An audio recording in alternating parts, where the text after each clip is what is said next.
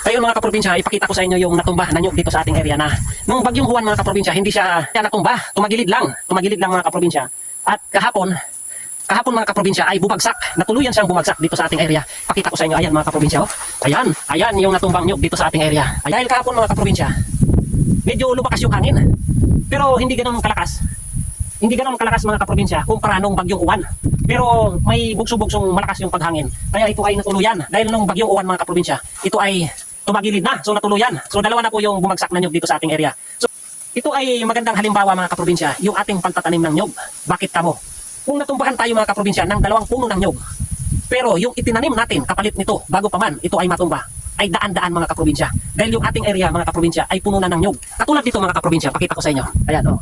Ayan. Isa lang yan mga kaprobinsya. Sa buong area na to mga kaprobinsya, pakita ko sa inyo. Sa buong mga kaprobinsya, ayan. Sa ektaryang naitanim natin. Ayun oh. Ayan. Oh, ayun mga kaprobinsya. Oh, ayun. Oh, probinsya ayun. Ayun pa, meron pa tayong pananim. Kaya yung pagtatanim natin dito sa ating area mga kaprobinsya, napakahalaga. Kung natumbahan man tayo, bago pa man mangyari yung pagkatumba ng ating nyug dito sa ating area, daan-daang nyug yung kapalit nito mga kaprobinsya. At patuloy tayong magtatanim. Itong ektaryang lupain natin mga kaprobinsya ay pagyayamanin natin. Bakit?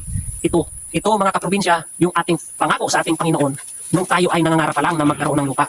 Kaya sisikapin natin, natuparin natin yung ating pangako sa ating Panginoon. So maraming salamat po sa mga viewers and followers ko dyan. Shout out po sa inyong lahat, sa lahat ng mga Bicolanong Uragon, mga Manoy, mga Manay. So shout out po sa inyong lahat, kaway-kaway po tayong lahat mga kaprobinsya. So magtulungan po tayo, magsuportahan po tayo, buhayin po natin ang mundo ng agrikultura. Normal po ang panghinaan ng loob. Pero ang mahalaga, hindi po tayo sumusuko mga kapatid, mga kaparmers, kaprobinsya natin dyan. So maraming salamat.